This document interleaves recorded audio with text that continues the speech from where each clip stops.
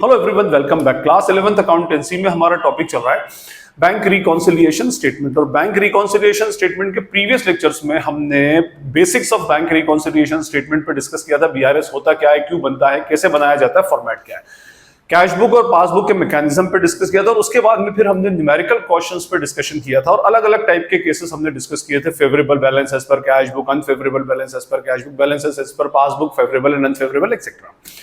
फिर हमने advanced questions पे डिस्कशन किया था। एडजस्टमेंट ऑफ पार्शियल अमाउंट, थोड़ा अमाउंट कैश बुक में रिकॉर्ड हो गया, थोड़ा नहीं रिकॉर्ड हुआ, इस तरह से हमने एडजस्टमेंट किया था। प्रीवियस लेक्चर जो सबसे इंपॉर्टेंट लेक्चर था उसमें हमने कुछ इंपॉर्टेंट और टेक्निकल एस्पेक्ट्स और टेक्निकल ट्रांजैक्शंस पर डिस्कशन किया था। ओके, इस लेक्चर में अब हम एक और इंपॉर्टेंट एडजस्टमेंट डिस्कस कर रहे हैं बैंक रिकॉन्सिलिएशन स्टेटमेंट का, that is preparation of amended cash book with bank reconciliation statement.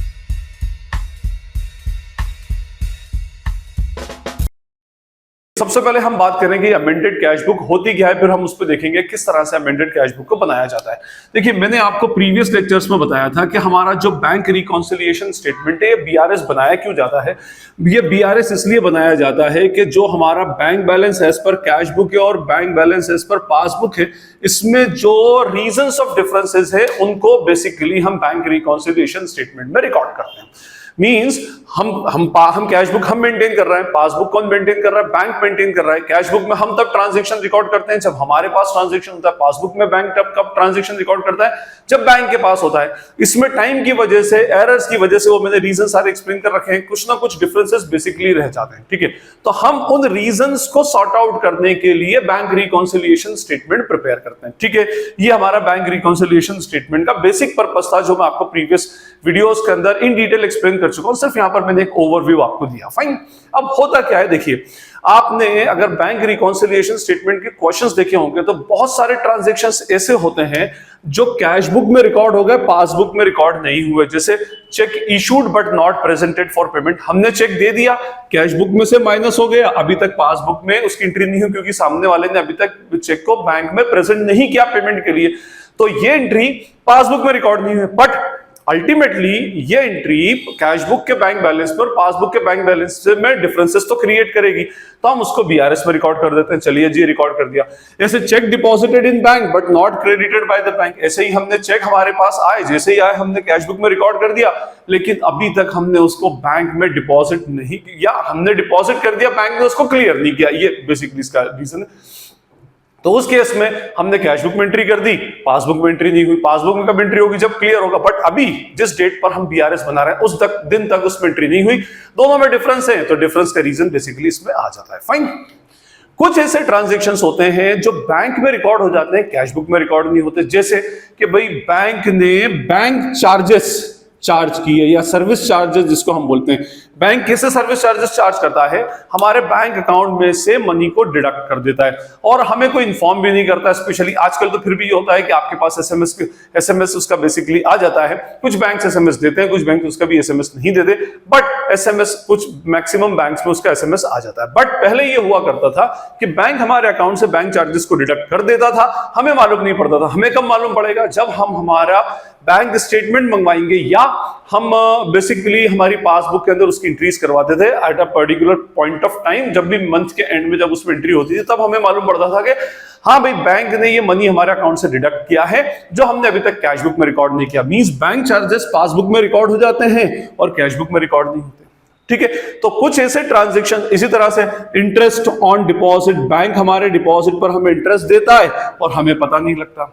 ठीक है, और भी बहुत सारे ऐसे ट्रांजैक्शन है, हमारे बिहाफ पर बैंक कोई पेमेंट कर देता है, मंथली पेमेंट, हमें मालूम नहीं पड़ता। देखिए, आज के सिनेरियो में इसको समझाना थोड़ा सा इसलिए मुश्किल है क्योंकि हर चीज का मैसेज हमको आता है, लेकिन फिर भी मैं एक बात बता रहा हूं कि हम बाय डिफॉल्ट ही मान लें, अभी उस मैसेज वाले पॉइंट को अलग से रख दें, तो उस केस में कुछ ट्रांजैक्शन ऐसे होते हैं जो बैंक में रिकॉर्ड नहीं हो, बैंक में रिकॉर्ड हो जाते हैं लेकिन कैश बुक में रिकॉर्ड नहीं होते।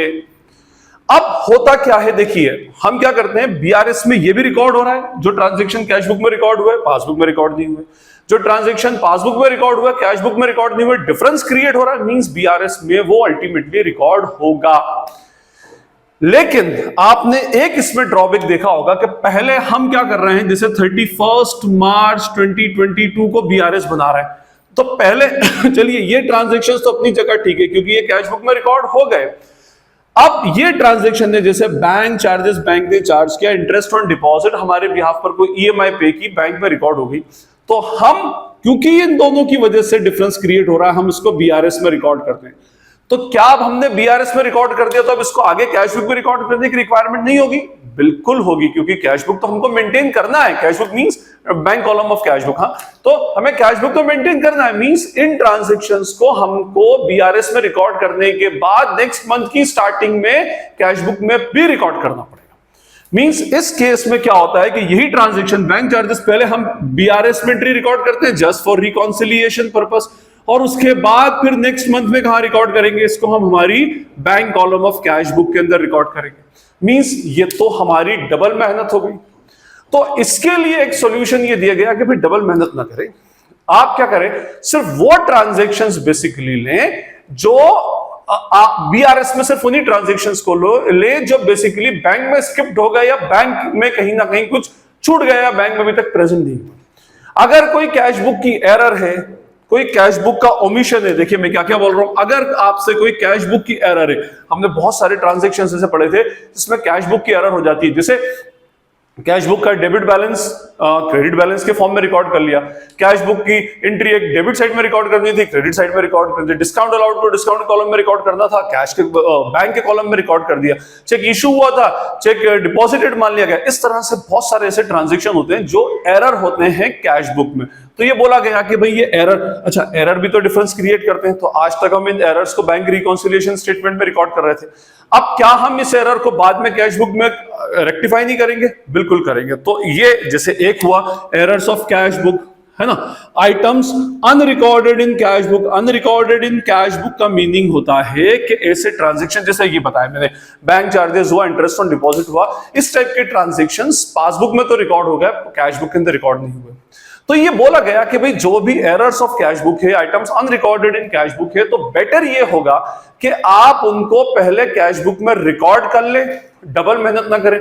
तो इससे क्या होगा, कैश बुक में रिकॉर्ड करने से बहुत सारी एरर, जो बहुत सारे रीजंस ऑफ डिफरेंसेस है, वो तो क्या होंगे, ऑलरेडी कैश बुक में रिकॉर्ड हो जाएंगे। अब जो बच गए, जो कैश बुक में रिकॉर्ड नहीं हो सकते या कैश बुक में ऑलरेडी रिकॉर्डेड है और पासबुक में रिकॉर्ड नहीं हुए, उनको आप कहां रिकॉर्ड कर लें? बीआरएस में रिकॉर्ड कर लें। तो आपकी मेहनत भी क्या होगी, आधी हो जाएगी। पहले आप ये ट्रांजैक्शन को बीआरएस में रिकॉर्ड करेंगे, बीआरएस में रिकॉर्ड करने के बाद नेक्स्ट मंथ में या नेक्स्ट ईयर के अंदर या नेक्स्ट क्वार्टर के अंदर कहां रिकॉर्ड करेंगे? कैश बुक के अंदर।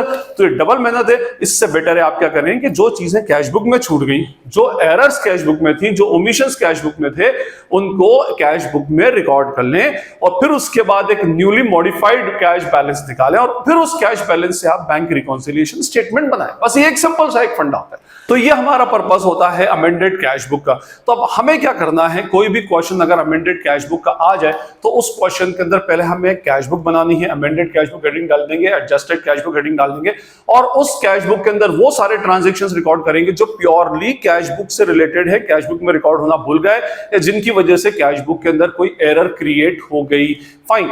और जो ट्रांजैक्शंस बैंक के करने के थे वो हम कहां कर देंगे, बैंक के अंदर, बेसिकली बैंक रिकॉन्सिलिएशन स्टेटमेंट के अंदर रिकॉर्ड कर देंगे, क्योंकि बैंक में जाकर तो हम करेक्शन कर नहीं सकते, फाइन। अब देखिए कैसे मालूम पड़ेगा हमें कि एक specific question amended cash book का है। देखिए पहली बात तो ये कि वो अगर आपको पहले तो मेंशन कर देगा, ठीक है, पहले तो वो क्लियरली मेंशन करेगा that prepare an amended cash book and also prepare bank reconciliation statement. तो पहला तो मेंशन होगा, जब मेंशन है तो बहुत ही क्लियर कट सब कुछ होगा कि हाँ भाई हमें अमेंडेड कैश बुक प्रिपेयर करना है, फाइन। दूसरा केस क्या होगा उसके अंदर कि भाई वो आपसे बोलेगा कि correct the bank balance as per cash book and then prepare bank reconciliation statement. इस तरह से वो आपको मेंशन करेगा। तो ये भी एक तरीका हो सकता है जिसमें आपको अमेंडेड कैश बुक बनाना पड़ेगा। उसने क्या बोला, correct the cash book, correct the bank balance as per cash book. Cash book का करेक्शन कर लो, मींस जो जो ट्रांजैक्शन कैश बुक में रिकॉर्ड होने से छूट गया या कैश बुक में रिकॉर्ड करना है, पहले उसको कैश बुक में रिकॉर्ड कर लो। उसके बाद फिर आप एक करेक्टेड बैंक बैलेंस कैलकुलेट करें या also calculate the corrected bank balance after adjustments. इस तरह से कुछ ना कुछ वो मेंशन करके आपको देगा, फाइन। अब हम देखेंगे कि इसमें हमें अमेंडेड कैश बुक एक्चुअली बनाना कैसे है। मेरे पास एक क्वेश्चन है और उस क्वेश्चन को मैं पढ़ता हूं और उससे हम अमेंडेड कैश बुक भी बनाएंगे और बैंक रिकॉन्सिलिएशन स्टेटमेंट भी बनाएंगे। मैं पहले इसके पूरे फॉर्मेट बता देता हूं। देखिए अमेंडेड कैश बुक का फॉर्मेट जैसे बेसिकली हमारी कैश बुक होती है वैसे ही बनेगा, अमेंडेड कैश बुक और ब्रैकेट में लिखना bank column only. Bank column means वैसे भी मैं आपको बता चुका हूं कि इस पूरे चैप्टर में जब जब वर्ड कैश बुक यूज होगा तब तब वो बैंक कॉलम को ही रिप्रेजेंट करेगा। तो बैंक कॉलम हम लिखेंगे बेसिकली, और कॉलम क्या बनेंगे इसमें, पर्टिकुलर्स अमाउंट, पर्टिकुलर्स अमाउंट या पर्टिकुलर्स बैंक, पर्टिकुलर्स बैंक, ठीक है, पर्टिकुलर्स अमाउंट और पर्टिकुलर्स अमाउंट। हमने ऊपर बैंक कॉलम लिख ही दिया। Increase in bank will be debited, decrease in bank will be credited, ठीक है। बैंक हमारे लिए एसेट है, बैंक बैलेंस जिन जिन एडजस्टमेंट से बैंक बैलेंस इंक्रीज होगा वो डेबिट हो जाएगा, जिन रीजन से हमारा बैंक बैलेंस डिक्रीज होगा वो हमारा क्रेडिट हो जाएगा। फाइन, ये तो हो गई हमारी अमेंडेड कैश बुक। उसके बाद फिर हम बनाएंगे यहाँ पर एक बैंक रिकॉन्सिलिएशन स्टेटमेंट, ठीक है, और यहां पर आ जाएगा एज एट, और जैसे अभी वो तो अभी डेट में देखकर डालता हूं उसमें, और उसके बाद वही जैसा हमारा फॉर्मेट बनता है particulars plus item minus item, उसी तरह से हम इसमें बना देंगे। अच्छा, मैं आपको बताऊं कुछ फैकल्टी, मैंने आपको पहले भी बोला है कि बैंक रिकॉन्सिलिएशन स्टेटमेंट बनाने की हर फैकल्टी की डिफरेंट डिफरेंट स्टाइल होती है।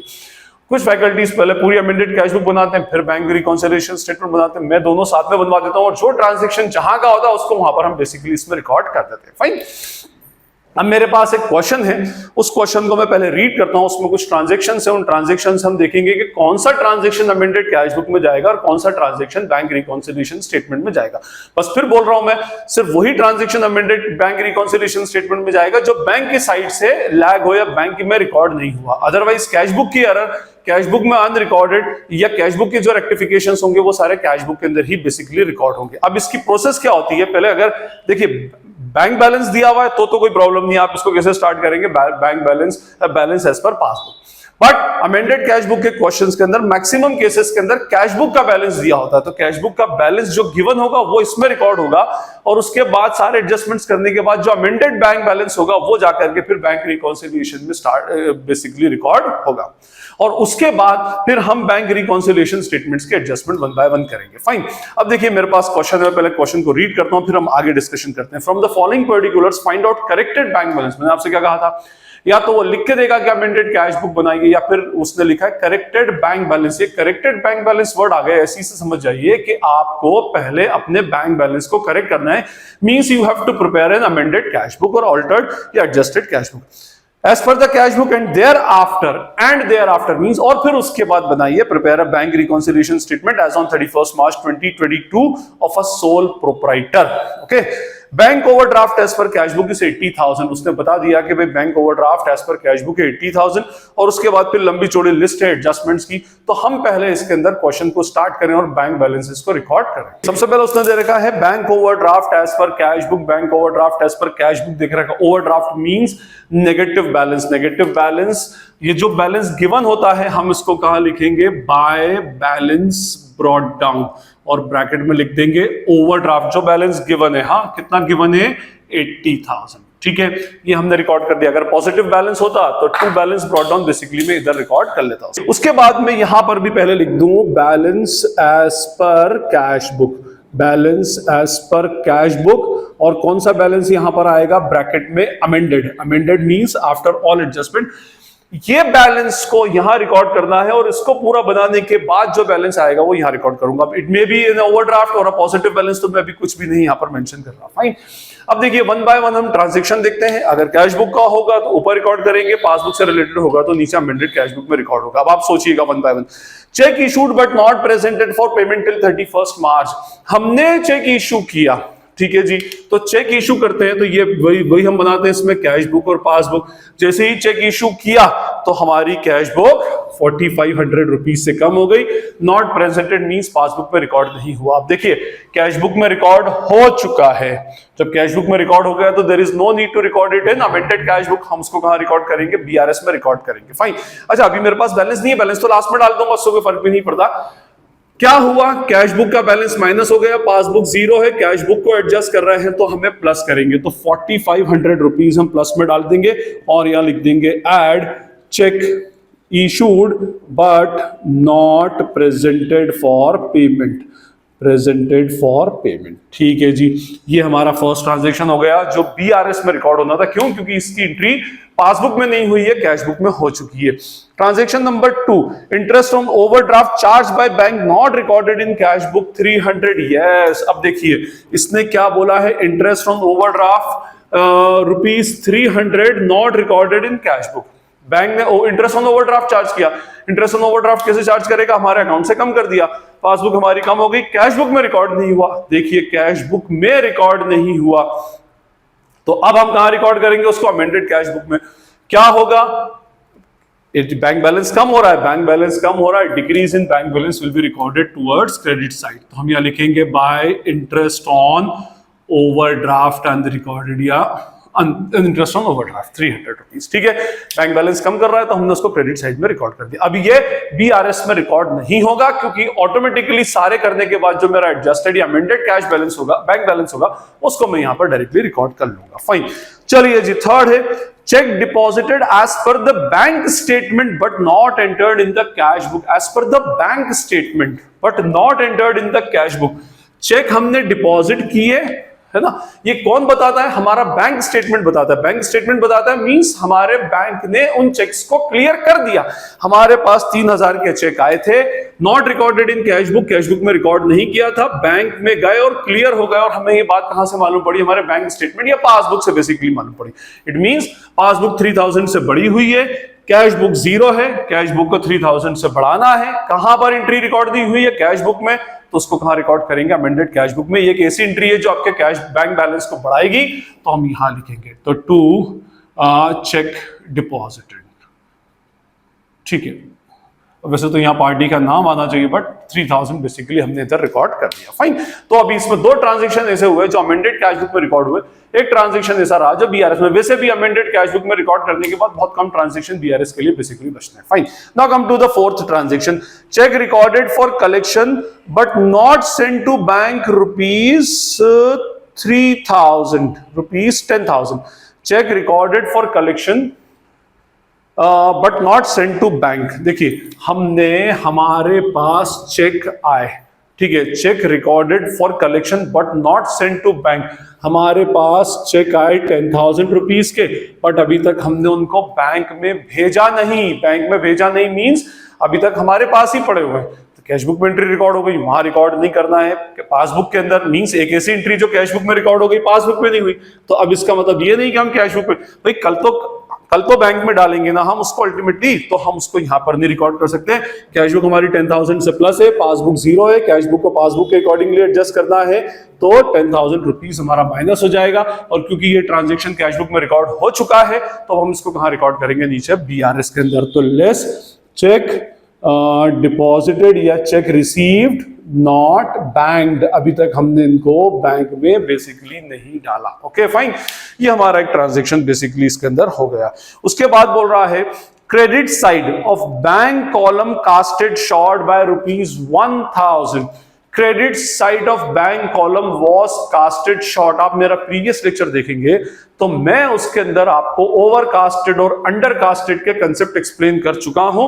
और मैंने ये भी बताया था आपको प्रीवियस लेक्चर के अंदर कि जो अपना रिसीट साइड होता है, रिसीट साइड में और बैलेंस में पॉजिटिव रिलेशनशिप होती है, डायरेक्ट रिलेशनशिप होती है, और पेमेंट साइड में और बैलेंस में इनवर्स रिलेशनशिप होती है। ये कौन सा? और कैश बुक का रिसीट साइड कौन सा होता है? Debit side. और पेमेंट साइड कौन सा होता है? Credit side. अब इनवर्स रिलेशनशिप मींस अगर ये ओवरकास्टेड है तो बैलेंस कम हो जाएगा, ये अंडरकास्टेड है तो बैलेंस बढ़ जाएगा। और यहां पर क्या कहा है इसने कि credit side of bank column casted short means payment side कम लिखा गया नहीं, सॉरी, पेमेंट साइड का टोटल कम लगाया गया। हो सकता है 11,000 हो रहा हो, आपने 10,000 लगाया, तो पेमेंट साइड का टोटल जब हम कम लगाते हैं, और मैंने क्या कहा, पेमेंट साइड और बैलेंस में इनवर्स रिलेशनशिप होती है। इसका डिटेल एक्सप्लेनेशन देखना है तो प्रीवियस लेक्चर देख लीजिएगा, नीचे प्लेलिस्ट में उसके लिंक है, आप वहां से उसको देखिए, और ऊपर आई बटन भी आपका आ रहा होगा। ओके फाइन, तो बेसिकली कहने का मीनिंग ये कि जब आपका क्रेडिट साइड कम हो जाता है, कम टोटल लगता है, तो बैलेंस आपका बढ़ जाता है। एक्सपेंसेस कम टोटल लगा है तो नेचुरली बैलेंस बढ़ जाएगा। अब बैलेंस बढ़ गया, ठीक है, एरर थी, कैश बुक की बैलेंस बढ़ जाने से हमारा कैश बुक का बैलेंस बेसिकली 1000 रुपया बढ़कर आया, ठीक है, और पासबुक अपनी जगह पर सेम है। लेकिन अब आप इसको बीआरएस में रिकॉर्ड नहीं कर सकते क्योंकि ये एरर कैश बुक की थी। क्या था, कैश बुक का बैलेंस बढ़ा हुआ था 1000 से, अब हमें उसको कम करना है तो हम उसको क्रेडिट साइड में रिकॉर्ड करेंगे बाय ओवरकास्ट ऑफ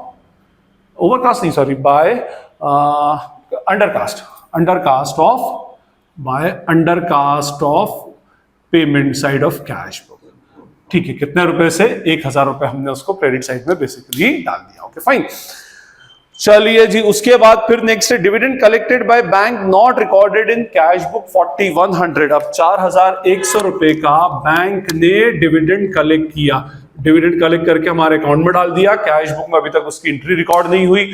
तो इसका मीनिंग ये हुआ कि एक ऐसा ट्रांजैक्शन जो पासबुक में तो रिकॉर्ड हो गया लेकिन कैश बुक के अंदर बेसिकली रिकॉर्ड नहीं हुआ। तो हमें किस में रिकॉर्ड करना है, कैश बुक में। कैश बुक में रिकॉर्ड करना है तो अमेंडेड कैश बुक में डालना पड़ेगा। अमेंडेड कैश बुक में कहां डालेंगे, डेबिट या क्रेडिट, क्योंकि इससे हमारा बैंक बैलेंस बढ़ रहा है तो it will be recorded towards debit side. तो to dividend received amount is what, 4100। ये बेसिकली हमने इसका रिकॉर्डिंग कर डाली, ठीक है। अब चले नेक्स्ट ट्रांजैक्शन में। उसके बाद बोल रहा है cheque deposited bank in bank but not yet collected by bank 18,200। हमने चेक बैंक में डिपॉजिट किए बट बैंक ने अभी तक कलेक्ट नहीं किए। हमने चेक बैंक में डिपॉजिट कर दिए थे 18,200 रुपए के, तो हमारी कैश बुक बढ़ा दी थी, बैंक ने अभी तक क्लियर नहीं किया तो इसकी एंट्री तो कैश बुक में हो गई है, पासबुक में नहीं हुई है। तो इसको हम कैश बुक में ना डालते हुए बीआरएस में डालेंगे। 18,200 को जीरो बनाना है तो माइनस 18,200 बेसिकली इधर रिकॉर्ड हो जाएगा। तो less check deposited not cleared by bank, ठीक है। ये ट्रांजैक्शन भी हमारा बेसिकली रिकॉर्ड हो गया। चलें आगे देखें। उसमें customers cheque returned as per the bank statement 4000। हमने कस्टमर का चेक बैंक में डाला था। जैसे ही हमने कस्टमर का चेक बैंक में डाला था तो हमारी कैश बुक हमने इंक्रीज कर दी थी, लेकिन वो चेक डिसऑनर हो गया, क्लियर ही नहीं हुआ। तो इसका मीनिंग ये हुआ कि अब देखिए, इसको ये मत समझ दिएगा कि पासबुक में रिकॉर्ड नहीं हुआ। एक्चुअली पासबुक में रिकॉर्ड होना ही नहीं था जब क्लियर नहीं हुआ। तो इसका मतलब हमने गलती से क्या मींस, हमने हमारा बैंक बैलेंस कैश बुक का 4000 रुपीज से बढ़ा रखा है। चेक डिसऑनर हो गया। अब क्या होगा, वो चेक हमारे पास आएगा, हम पार्टी को फिर से भेजेंगे और नया चेक उससे इशू करवाएंगे। तो बेसिकली ये क्या हुआ, हमारी एक ऐसा ट्रांजेक्शन है जो कैश बुक में रिकॉर्ड होना ही नहीं था, ठीक है, और कैश बुक पासबुक में रिकॉर्ड ही नहीं होना था और कैश बुक के अंदर रिकॉर्ड हो चुका है। तो हम बेटर ये क्या करें, कैश बुक को 4000 से कम कर दें। तो इधर एंट्री हो जाएगी बाय चेक डिसऑनर्ड। हमने जब चेक आया था तो कैश बुक बढ़ा दी थी, अब चेक बुक कैश बुक को हम 4000 रुपीज से कम कर देंगे। चलें जी। उसके बाद ये बोल रहा है check issued but dishonoured on technical ground. अब इसका जस्ट ऑपोजिट देखिए, हमने एक चेक इशू किया था रुपीज कितने का, 3000 का, 3000 का एक चेक इशू किया था। जैसे ही चेक इशू किया तो हमने कैश बुक के क्रेडिट साइड में रिकॉर्ड कर दिया था, माइनस कर दिया था। अब वो बैंक में गया, हो सकता है हमारी सिग्नेचर रॉन्ग हो, डेट गलत डली हो, कुछ भी टेक्निकल रीजन हो, उस वजह से वो चेक वापस आ गया। अब चेक वापस आ गया तो उस कंडीशन में बीआरएस में रिकॉर्ड मत कीजिएगा, क्योंकि ये ट्रांजैक्शन ऐसा है ही नहीं जो कैश बुक में रिकॉर्ड होगा। उन्होंने मना कर दिया वहां से कि भाई हम इसको क्लियर नहीं कर सकते, ये चेक में ये मिस्टेक्स है। तो इसका मीनिंग ये हुआ कि एक तरह की एरर ऐसी है जो हमारी कैश बुक में रिकॉर्ड हो गई। तो हमने कैश बुक को 3000 से कम कर दिया था, अब वापस क्या करना पड़ेगा, बढ़ाना पड़ेगा। तो टू चेक इशूड डिसऑनर्ड, ठीक है, कितने रुपए से, 3000 रुपीज से हमने चेक इशू को डिसऑनर कर दिया। चलें जी, फाइन। उसके बाद ये बोल रहा है bill collected by bank directly 20,000। Bank ने 20,000 रुपए के बिल हमारे बिहाफ पर कलेक्ट किए। इसका मतलब पासबुक बढ़ गई, कैश बुक में कुछ भी एंट्री नहीं है, तो अब हम कैश बुक में एंट्री करते हैं। एक ऐसा ट्रांजेक्शन है जिससे हमारी कैश बुक का बैलेंस बढ़ जाएगा। तो टू बिल कलेक्टेड, कितना अमाउंट लेंगे इसमें हम, 20,000 रुपीज इधर एरिया जाएगा। Fine. And finally check received entered twice in cash book. हमने चेक रिसीव्ड, एक चेक हमको मिला 5,000 रुपीज का, ओवर एक्साइटमेंट में हमने क्या किया, उसको 2 बार कैश बुक में एंट्री कर दी, 5,000 और 5000। अच्छा, ऐसे केस में हम डिफॉल्ट अजम्पशन ये लेके चलते हैं कि ये पासबुक में क्लियर हो गया, लेकिन पासबुक में तो एक ही बार क्लियर होगा, तो पासबुक में 5000 रुपीज से क्लियर हो गया। ठीक है, इसका मतलब कैश बुक हमारी 5000 से बड़ी हुई है, लेकिन ये ट्रांजैक्शन पासबुक में भी रिकॉर्ड हो गया, मींस कैश बुक की एरर है। 5000 से हमारा कैश बुक का बैलेंस बढ़ा है, कम करने के लिए हम उसको रिकॉर्ड करेंगे क्रेडिट साइड में, by cheque received entered twice, या by cancellation of entry of cheque received entered twice. कितना? 5000 रुपीज। That's it. अब हमारे सारे ट्रांजैक्शंस बेसिकली हो गए। अब इसकी प्रोसेस क्या है? सबसे पहले आपने क्या करना है कि इसका पहले बैंक बैलेंस निकालना है अमेंडेड कैश बुक का, और वो जो बैलेंस है उसको यहां डालकर फिर हम बीआरएस में फाइनल पासबुक का बैलेंस हम कैलकुलेट करेंगे। देखिए मैं इसको करूं तो 80,000 इधर के ज्यादा दिख रहा है, 300, 1000 एंड 9000, 90,300 इसका टोटल आ रहा है ओवरऑल, 90,300 और 90,300। इधर की वैल्यूज में अगर माइनस करता हूं तो ये आ जाएंगी 60200 विल बी द बैलेंस। तो टू बैलेंस CD ब्रैकेट में अमेंडेड है, और क्या है ये? ओवरड्राफ्ट। इधर आया ना तो ओवरड्राफ्ट है, तो ये ओवरड्राफ्ट उठ के इधर आ जाएगा 60200, और उसके बाद जैसा यूजुअली हम बैलेंस करते हैं वैसे ही हम इसका बैलेंस कर देंगे, 60200 प्लस 10,000 प्लस 18,200, तो माइनस का आ रहा है 88,400, और इधर से 4,500 है, तो बैलेंस 83,900 हमारा बैलेंस बच गया। उसके बाद इसका टोटल 88,400 एंड 88,400, और यहां हम लिख देंगे बैलेंस एज पर पासबुक, मींस आज की डेट पर बैलेंस एज पर पासबुक कितना होना चाहिए, और क्योंकि ये डेबिट साइड में आया है, excess of minus over plus है, तो it will be considered as an overdraft, ही अपने आप में ओवरड्राफ्ट मान लिया जाएगा। फाइन। तो ये हमारा क्वेश्चन था अमेंडेड कैश बुक और बैंक रिकॉन्सिलिएशन स्टेटमेंट का। आई होप आपको अब ये क्लियर हो गया होगा। स्टिल अगर कोई डाउट लगता है तो आप कमेंट सेक्शन में बिंदास पूछ लीजिए, और अगर आपको ये लेक्चर यूजफुल लगता है तो अपने फ्रेंड्स के साथ में शेयर करें, वीडियो को लाइक करें और चैनल को सब्सक्राइब करें। This is Najeeb Hashmi signing off from Najeeb Hashmi academy. Thank you.